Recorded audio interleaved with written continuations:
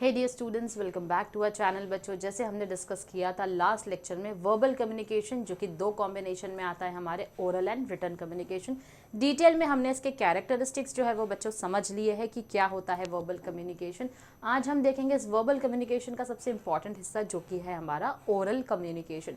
Oral communication यानी हम जो अपने मुंह से बात कर रहे हैं, फिलहाल जिस तरीके से मैं बोल रही हूँ, आपसे बात कर रही हूँ, ये ओरली मैं आपको कम्युनिकेट कर रही हूँ। ठीक है, यहाँ पर कुछ लिख रही हूँ, आप पढ़ रहे हो, समझ रहे हो, ऐसा नहीं है, वो रिटर्न कम्युनिकेशन हो जाता है। ओरली मैंने वर्ड्स का इस्तेमाल किया, आपसे बात किया।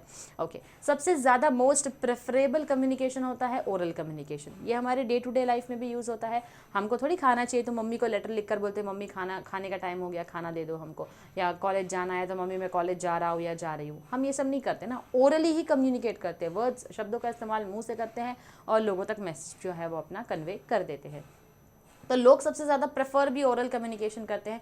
सिमिलरली ऑर्गेनाइजेशन के अंदर अगर हम देखें तो हमको डेली बेसिस पर बात करना है अपने कलीग से, अपने बॉस से।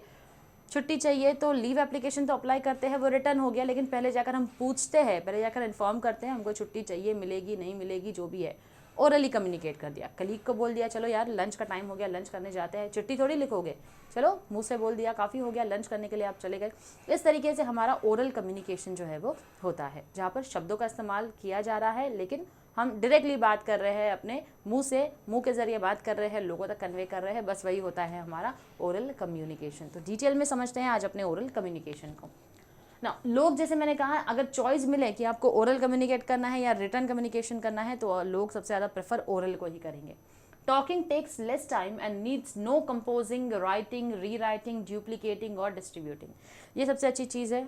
जब आपको बोलने का मौका मिले तो बिल्कुल चुप नहीं रहना है, बोलने वाला काम पहले करो, क्योंकि जब आप रिटर्न कम्युनिकेट करते हो तो आपको बहुत कुछ सोचना पड़ता है। जैसे सिंपल से अगर मैंने आपको बोल दिया, आपने मुझे आकर बोला कि मैम कल मैं कॉलेज नहीं आऊँगा, मुझे छुट्टी चाहिए, मैं एक हफ्ते के लिए छुट्टी पे जाना चाहता हूँ, तो मैं तो अपने बच्चों को स्पेसिफिकली बोलती हूँ कि छुट्टी चाहिए तो एप्लीकेशन देना पड़ेगा। अब बच्चे एप्लीकेशन देने में स्कूल के ज़माने का लेटर लिखते हैं।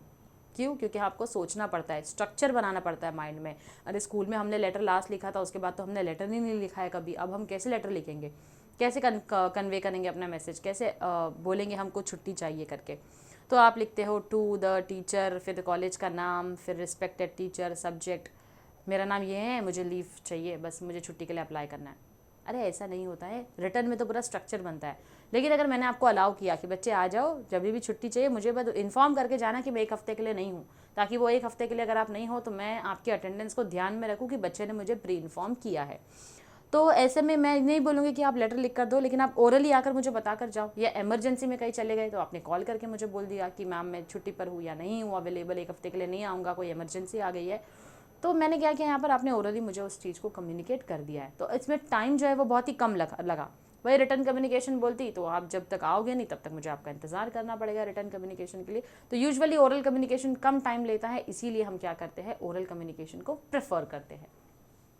Okay, more important, oral communication provides an opportunity for immediate feedback. Oral communication में हमने लास्ट लेक्चर में पढ़ा था ना, इमीडिएट फीडबैक भी मिल जाता है, और ये फीडबैक आपको मुझे हर लेक्चर में देना है। कमेंट सेक्शन में कमेंट करके मुझे आपको बताना है कि आज के लेक्चर में किसी तरीके का आपने कोई इशू फेस किया, कोई टॉपिक को नहीं समझा, किसी टॉपिक की क्लैरिटी नहीं है, किसी टॉपिक के ऊपर रिविजन चाहिए, या आपके अपने एडवाइजेस एंड सजेशंस को हम मोस्ट वेलकम करते हैं अपने कमेंट सेक्शन के अंदर। देखो बच्चों, आप जो कमेंट करते हो उस कमेंट से कोई हमको बहुत ज़्यादा बेनिफिट नहीं हो रहा है, लेकिन एक फ़ायदा मिलता है जो कि हमारा इम्प्रूवमेंट साइड होता है। हम किसी चीज़ को इम्प्रूव कर सकते हैं तो हम डेफिनेटली करेंगे। तो इसीलिए हम बस आपको कहते हैं कि बच्चों आप जो है वो कमेंट करो, हमें बताओ कि आपकी नीड क्या है, उस नीड को समझकर हम आपकी उस नीड को फुलफिल करने की कोशिश करते हैं, जो हमारे वर्बल कम्युनिकेशन का कैरेक्टरिस्टिक था, अगर आपको याद होगा तो। Okay, coming back to your oral communication, talking we do it so naturally and frequently. Talking यानी बात तो हम एकदम फ्रीक्वेंटली करते हैं और बहुत ही नेचुरली करते हैं। सबका अपना अपना तरीका होता है बात करने का, तो हम भी ओरल कम्युनिकेशन के जरिए अपने तरीके से क्या करते हैं, नेचुरली बात करते हैं लोगों से। However, there is a need to practice and improve the oral communication। लेकिन इसी के साथ साथ ज़रूरत ये भी है, देखो कुछ लोग होते हैं जो बहुत बातें करते हैं। अब आपको किस वक्त कहाँ क्या बात करना है, ये चीज़ हमको समझ में आनी चाहिए कि हम किससे कैसे बात कर रहे हैं, किससे कितना बात कर रहे हैं, कितनी ज़रूरत है कितनी बात को करने की, या कितनी ज़रूरत है इस बात को नहीं करने की। ये चीज़ की प्रैक्टिस जो है वो हमको होनी चाहिए। In oral communication one needs to be not only a good speaker but also a good listener.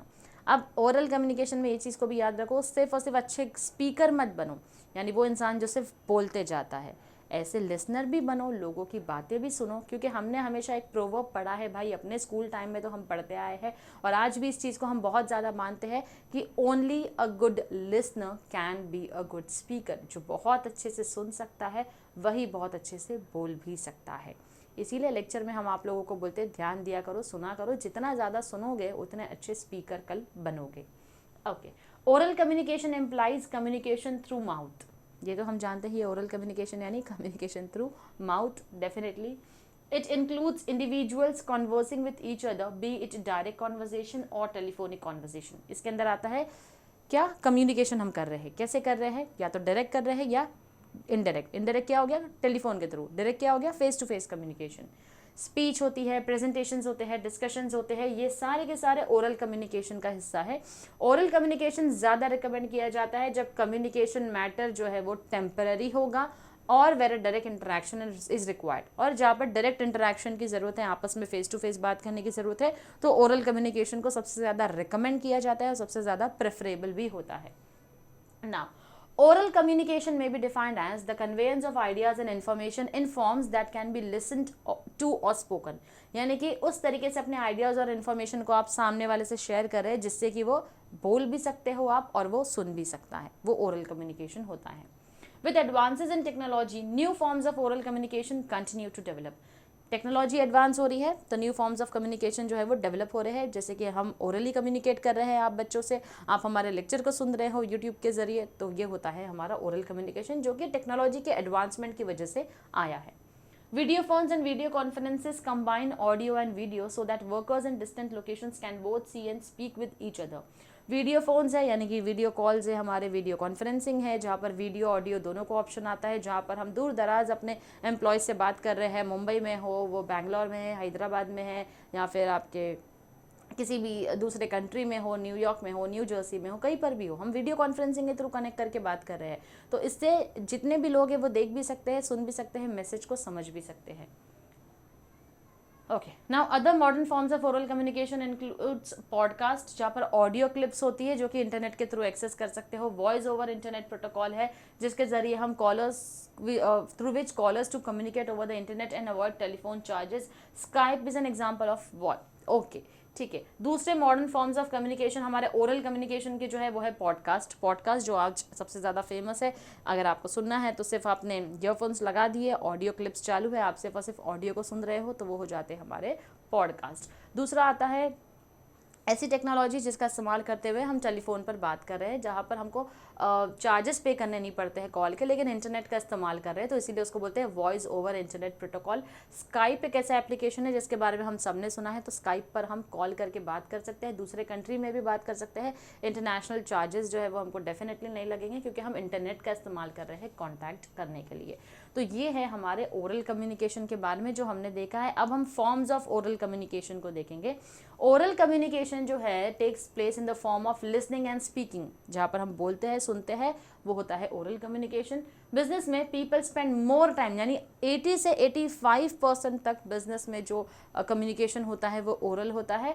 जो रिमेनिंग होता है 15 से 20% वो राइटिंग और रीडिंग के जरिए होता है। 80 से 85 हम ओरल कम्युनिकेशन का इस्तेमाल कर रहे हैं बिजनेस में, और 15 से 20% जो है वो हम इस्तेमाल करते हैं रिटर्न कम्युनिकेशन का।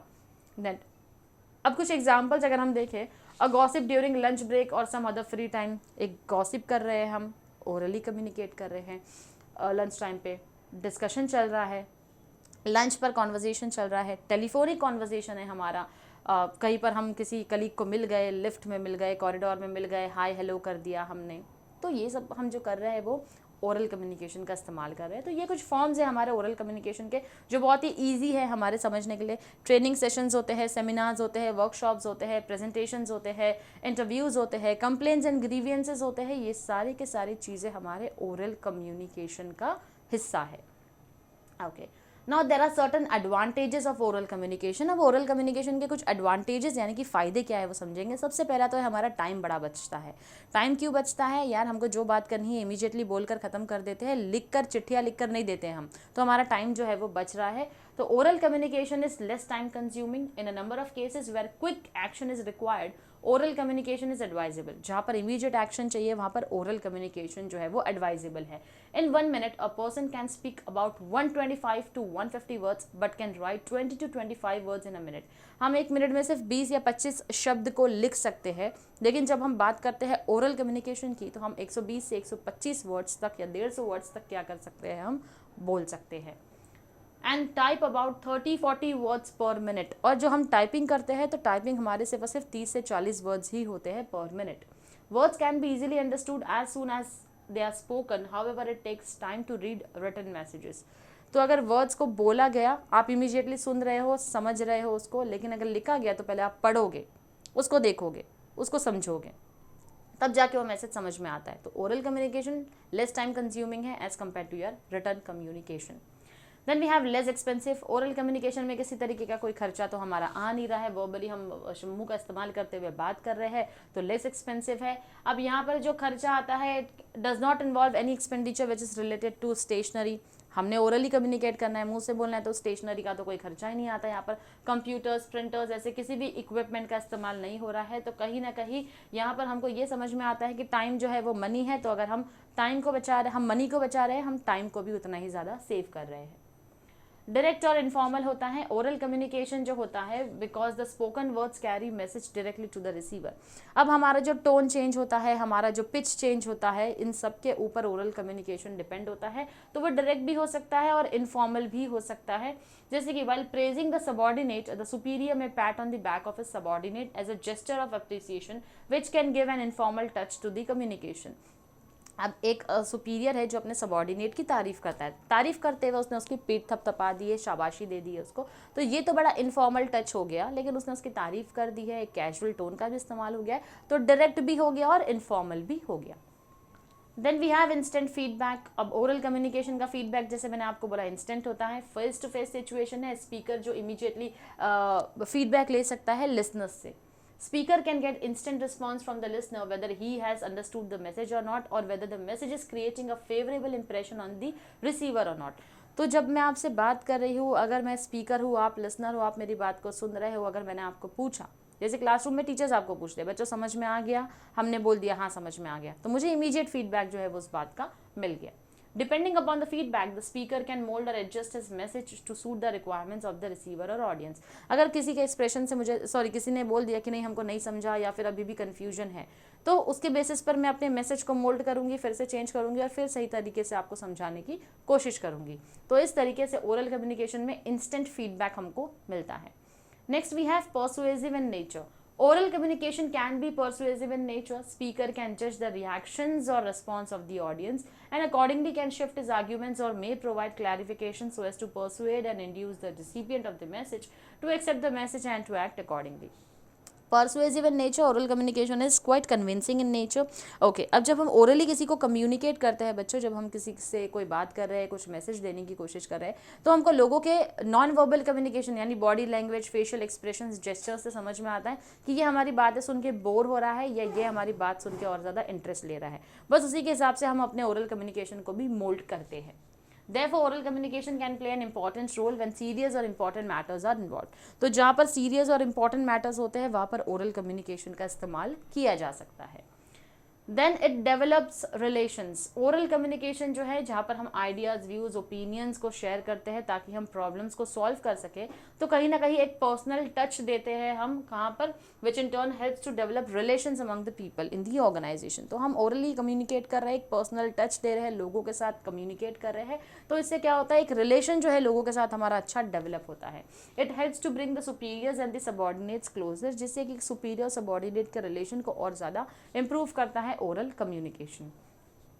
अब इसी के साथ it is saying that it motivates the speaker. Oral communication can motivate the speaker when there is favourable reaction and response from the audience. Speaker gets motivated and he would be in a better position to express his ideas and views more clearly and convincingly. तो जब orally मैं communicate कर रही हूँ, audience का reaction और response मेरी तरफ काफ़ी ज़्यादा फेवरेबल है, तो मुझे ऐसा लगता है कि चलो ऑडियंस ने सब कुछ समझ में आ रहा है, ऑडियंस ने जो फीडबैक दिया है, जो एक्सप्रेशंस दे रहे हैं और इनके रिएक्शन से मुझे ऐसा लग रहा है कि ऑडियंस मेरी बात को सुन रहे हैं, समझ रहे हैं और इंटरेस्टेड है मेरी बात को सुनने में। तो ये मेरे लिए एक मोटिवेशन हो जाता है और बहुत ज़्यादा इनकरेज होकर मैं और ज़्यादा अच्छे से अपने मैसेज को देने की कोशिश करूँगी हमारी ऑडियंस को। Then it says it generates ideas. Oral communication can generate better ideas due to interaction between speaker, receiver of the message. There can be development of better ideas. अब oral communication से और ज़्यादा अच्छे ideas जो है वो क्या हो जाते हैं, generate होते हैं, क्योंकि यहाँ पर एक interaction होता है किसके बीच में, speaker के बीच में और receiver के बीच में. जैसे कि आप जब lectures में बैठते हो तो कहीं ना कहीं आप interaction भी करते हो अपने faculties के साथ में. अगर आपको कुछ समझा नहीं समझा या उन्होंने कुछ आपसे पूछ लिया, कोई question पूछ लिया पढ़ाते हुए, आपने उसका आंसर कर दिया, तो आपने इंटरैक्ट किया, तो जो स्पीकर है उसको लगता है yes the students are really interested and they are listening to what I am teaching them. तो इससे और अच्छे आइडियाज़ जो है वो डेवलप होते हैं स्पीकर के भी माइंड में और रिसीवर के भी माइंड में. The receivers can give new dimension to the views and ideas expressed by the speaker through their lively participation and interaction. जो क्लासरूम पार्टिसिपेट करते हो, इंटरैक्ट करते हो अपने टीचर्स के साथ में, बस इसी से हमारे स्पीकर को भी समझ में आ जाता है कि बच्चे जो है काफ़ी ज़्यादा इंटरेस्टेड है और एक बहुत ही न्यू आइडियाज़ एंड ओपिनियंस के साथ हम जो है वो आपस में एक दूसरे से शेयर करते हैं आइडियाज़, ओपिनियंस एंड थॉट्स को. Last advantage, it's talking about confidential and secret information. Speaker can communicate confidential and secret information to the listener on one-to-one basis. Speaker जो है one-to-one basis पर किसी एक इंसान से बात कर रहा है तो सिर्फ उसी के साथ अपनी confidential information जो है, secret information share कर सकता है. Confidential and secret information may not be put in writing as other persons such as secretary and others who get in touch with written communication may come to know of such secret or confidential information. Okay जैसे हमारे life के कई सारे ऐसे राज है जिसको हमने share करके रखा है अपने दोस्तों के साथ, या स्पेशल फ्रेंड्स है, हमारे कजिन्स है जिनको हमने कुछ बताकर रखा है. अब हमने ओरली बताकर रखा है, आप अगर रिटर्न में बताकर रख दोगे इनको तो रिटर्न में इनके पास रह जाएगा, तो कल तो जब इनसे दुश्मनी हो जाएगी तो सबसे पहला सबूत यही दे देंगे, राइट. दूसरा, रिटर्न कम्युनिकेशन कजिन्स को तो बिल्कुल भी मत देना, या अपने सिबलिंग्स को बिल्कुल भी मत देना. रिटर्न में अगर उनको आपने कुछ बता दिया, सच्ची में कलेश हो जाएगा ना जिस दिन, उस दिन सबसे पहले ये सारा प्रूफ जाके आपके पेरेंट्स को वो लोग बता देंगे कि देखो इसके ऐसे ऐसे कांड है जो इसने करके रखे, मेरे पास राइटिंग में प्रूफ है. तो डेफिनेटली जो कॉन्फिडेंशियल और सीक्रेट इन्फॉर्मेशन होती है वो हम ओरली किसी एक ही इंसान को बता सकते हैं, एक से ज़्यादा हो सकते हैं, ज़्यादा कजिन्स को बता दिया, सिबलिंग्स को बता दिया, दोस्तों को बता दिया, लेकिन आपने उसको कहीं राइटिंग में नहीं रखा है, तो कल उठ के अगर कोई भी कुछ बोलेगा तो आप बदल सकते हो, भाई रिटर्न में कुछ नहीं है. तो अपनी कॉन्फिडेंशियल इन्फॉर्मेशन व्हाट्सएप पे भी शेयर बिल्कुल नहीं करना है आप लोगों को, ठीक है. जो भरोसेमंद इंसान है उसी को आप बताएंगे. ये होता है हमारा ओरल कम्युनिकेशन का एडवांटेजेस. अब जैसे सिक्के का एक पहलू हमने देखा, दूसरा भी देख लेंगे, वो है हमारा लिमिटेशंस यानी कि उसके चैलेंजेस या डिसएडवांटेजेस हमारे ओरल कम्युनिकेशन के. सबसे पहला है प्रॉब्लम ऑफ रिटेंशन, जहाँ पर oral messages can not be retained for a long time. आप बच्चे लोग अच्छे से जानते हैं, इसको बहुत अच्छे से रिलेट कर पाएंगे कि हमने जो 40 मिनट्स का लेक्चर सुना है अपने कॉलेज में, अपने क्लासरूम में, हमको वो याद नहीं रहता है, क्योंकि ये ओरल कम्युनिकेशन नहीं, ये ह्यूमन साइकोलॉजी के साथ ये प्रॉब्लम है कि ह्यूमन माइंड 20 मिनट से ज़्यादा फोकस नहीं कर पाता है.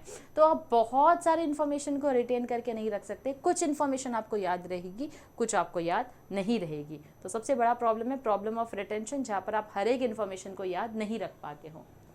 A certain proportion of the message may not be understood at all, and what is understood may be retained only for a short period of time. कुछ information तो ऐसी होगी जो आपको समझेगी ही नहीं, और कुछ इन्फॉर्मेशन ऐसी होगी जो आपको याद तो है लेकिन एक थोड़े से टाइम पीरियड तक ही याद है, उसके बाद नहीं होगी. फॉर एग्जाम्पल, अब बिजनेस कम्युनिकेशन के लेक्चर्स को आप सुन रहे हैं, डेफिनेटली सेमेस्टर 1 की एग्ज़ाम आएगी, तब तक आपको सब कुछ याद रहेगा. सेमेस्टर 2 में पहुंच जाओगे, सेमेस्टर 1 का कहाँ से याद रहने वाला है. तो शॉर्ट पीरियड ऑफ टाइम के लिए हमको इन्फॉर्मेशन याद रहती है. ओरल कम्युनिकेशन का लिमिटेशन है प्रॉब्लम ऑफ रिटेंशन, इन्फॉर्मेशन ज़्यादा देर तक आपके माइंड में स्टोर नहीं रहती है. Then we have lacks legal validity. जैसे कि मैंने आपको कहा, मैंने ओरली बोला ना, तो मैं तो कभी भी पलट सकती हूँ, तो सबूत थोड़ी है कि मैंने जो बोला है वो सच ही होगा, राइट. तो यहाँ पर कोई लीगल वैलिडिटी जो है वो ओरल कम्युनिकेशन की नहीं होती है. It does not have legal validity, however messages can be taped और recorded, but the authenticity of such taped messages is subject to scrutiny. There may be distortions in taped messages. अब अगर हमने सबसे अच्छा काम कर लिया, रिकॉर्ड करना शुरू कर दिया जो भी ओरल कम्युनिकेशन हो रहा है उसको, तो अब आपने टेप कर दिया, उस मैसेज को रिकॉर्ड कर दिया, लेकिन उसकी ऑथेंटिसिटी यानी कि वो कितना ऑथेंटिक है, कितना भरोसा किया जा सकता है, हम नहीं बोल सकते. क्योंकि हो सकता है आपने कोई वॉइस ओवर आर्टिस्ट के पास चले गए, उसको बोल दिया भाई सेम टू सेम आवाज़ निकाल और ये चीज़ को रिकॉर्ड कर, ये भी तो हो सकता है. तो इसलिए उसकी ऑथेंटिसिटी जो होती है वो उसके ऊपर बहुत बड़ा क्वेश्चन मार्क आ जाता है. Lacks accountability. It is difficult to fix responsibility in case of oral communication. Okay, lacks accountability, किसको जिम्मेदार ठहराएंगे हम. ओरली आपके बॉस ने आपको बोला था ये काम को ऐसा करना, आपने कर दिया, नुकसान हो गया। अब बॉस बोलेगा मैंने ऐसा थोड़ी बोला था, मैंने कब बोला था, चांस ही नहीं है कि मैं ऐसा बोलूँ, मुझे पता है इससे नुकसान होगा। तो कहीं ना कहीं अब आप किसको रिस्पॉन्सिबल ठहराओगे, किसने आपको ये ऑर्डर दिया था, आपको काम इस तरीके से करना है। इसको हम बोलते हैं लैक्स अकाउंटेबिलिटी। अब उसके जवाबदार जो है, जिम्मेदार जो है, वो आप किसी को नहीं ठहरा सकते। अगर उन्होंने रिटर्न में लिखा होता तो आपके पास सबूत होता, लेकिन उन्होंने ओरली बोला है तो आपके पास सबूत नहीं है। Then chances of misunderstanding. Oral communication में कई बार ऐसा होता है कि हम कुछ चीज़ों को ज़्यादा अच्छे से इसलिए भी ध्यान में नहीं रखते क्योंकि हमने सही से अटेंशन नहीं दिया। जैसे लेक्चर्स में कई बार ऐसा होता है हम प्रॉपर अटेंशन पे नहीं करते, कई सारी इन्फॉर्मेशन हमारी मिस हो जाती है। क्यों? क्योंकि हो सकता है पास वाला दोस्त बहुत ज़्यादा बात कर रहा था, मैं उसके फ़ोन में झाँक कर देख रहा था, तो टीचर ने क्या बोला मैंने नहीं सुना। तो अटेंशन ना देने की वजह से क्या होता है, हमारा यहाँ पर मिसअंडरस्टैंडिंग के चांसेस जो होते हैं वो हमारे बढ़ जाते हैं। Again the voice and pronunciation may affect the quality of this message.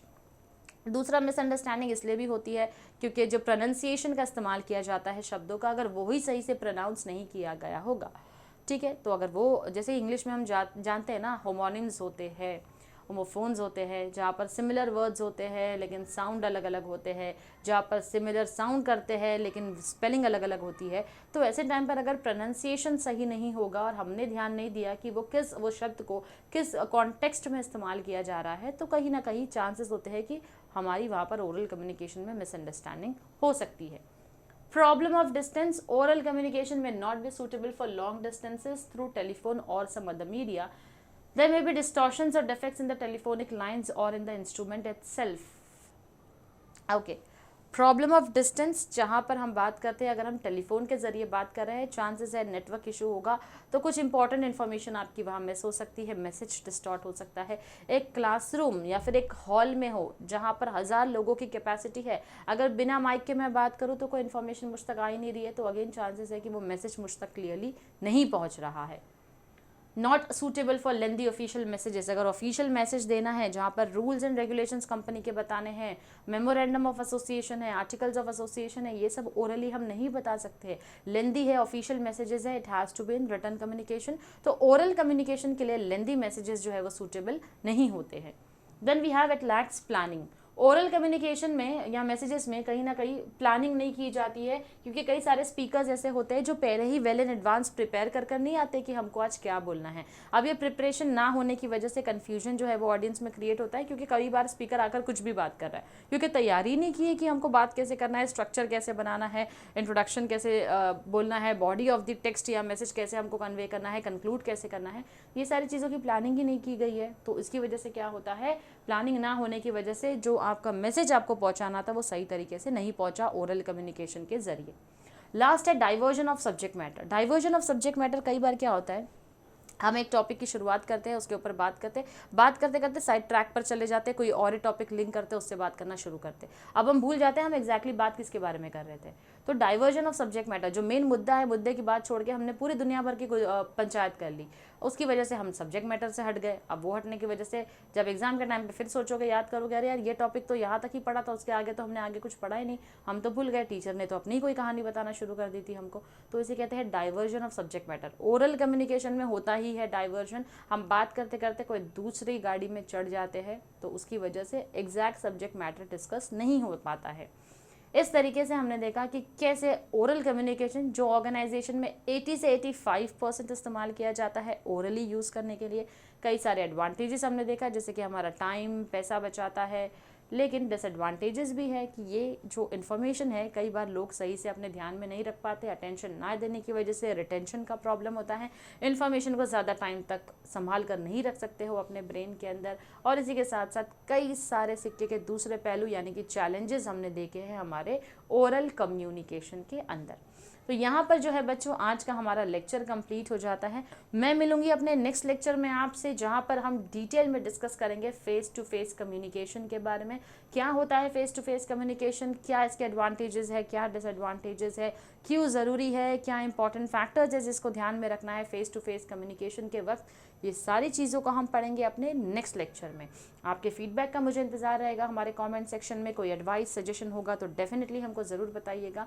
मिलते हैं आपसे अपने नेक्स्ट लेक्चर में। Till then stay tune to our channel, और लेक्चर पसंद आए तो लाइक, शेयर एंड कमेंट ज़रूर करिएगा। Thank you very much.